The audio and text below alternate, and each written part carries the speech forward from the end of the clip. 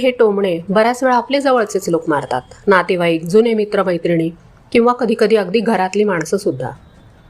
कदाचित हे लोक तुमचा अपमान करत नसतात, तसा उद्देश नसेलही, पण त्यांची एक पारंपरिक विचारसरणी असते की शिक्षणाचं रूपांतर पगारामध्ये झालं नाही म्हणजे ते अपयशी ठरलं. पण तुम्ही हे लक्षात ठेवा, हा त्यांचा दृष्टिकोन आहे, तुमचा नाही. त्यांना तुमची घरात चाललेली अविरत मेहनत, कुटुंबासाठी केलेले ते त्याग दिसत नाहीत. आणि विशेष म्हणजे तुमच्या शिक्षणाचं घरासाठीचं योगदानसुद्धा दिसत नाही. एक घटना, एक काळ, एक ठराविक यश किंवा अपयश एवढ्यावरूनच ते तुमच्या आयुष्याचा निष्कर्ष काढतात. ते एका अंतरावरून तुमच्या आयुष्याचा फक्त लिमिटेड भाग बघतात आणि त्यालाच तुमचं संपूर्ण आयुष्य समजतात. पण आयुष्य इतकं सरळ नसतं. ते एका ठराविक मार्गाने चालत नाही. काही लोक लवकर पोहोचतात, काही उशिरा. काहींची सुरुवातच वेगळी असते आणि काहींचा तर मार्गच पूर्णपणे नवीन असतो.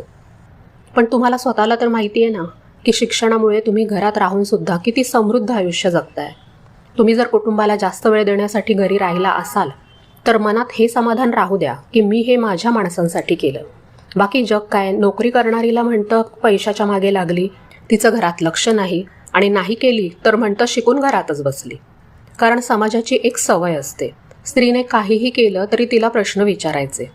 जेव्हा कोणी असा टोमणा मारेल तेव्हा स्वतःला सांगा, माझ्या शिक्षणाचा उपयोग मी माझ्या कुटुंबाचा आधारस्तंभ होण्यासाठी केलाय.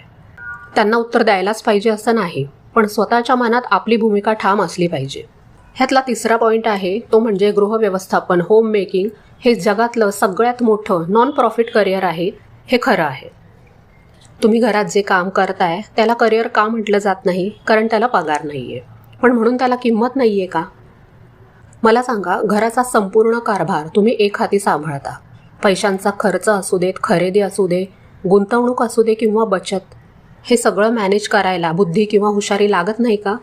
मी तर म्हणेन की तुमच्या डिग्रीपेक्षा मोठा अनुभव इथं वापरला जातो.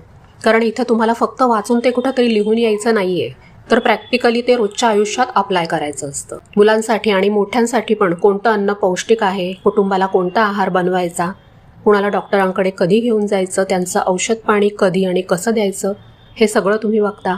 घरातली छोटी पूजा असू दे, वाढदिवसाची पार्टी असू दे किंवा काही पाहुण्यांची व्यवस्था, तुम्ही ते एका प्रोफेशनल इव्हेंट मॅनेजरपेक्षा जास्त प्रभावीपणे करता. कुटुंबातल्या प्रत्येकाला भावनिक आधार देणं, त्यांच्या समस्या शांतपणे ऐकून घेणं आणि त्यांना योग्य मार्ग दाखवणं, ह्यासाठी तुम्हाला तुमच्या बुद्धी, शिक्षण आणि हुशारीचा रोज उपयोग होत असतोच की. सुवर्णमयी म्हणते, तुमच्याकडे पदवी कोणत्याही विषयाची असू देत, आज तुम्ही एका होम सीईओची भूमिका निभावत आहात.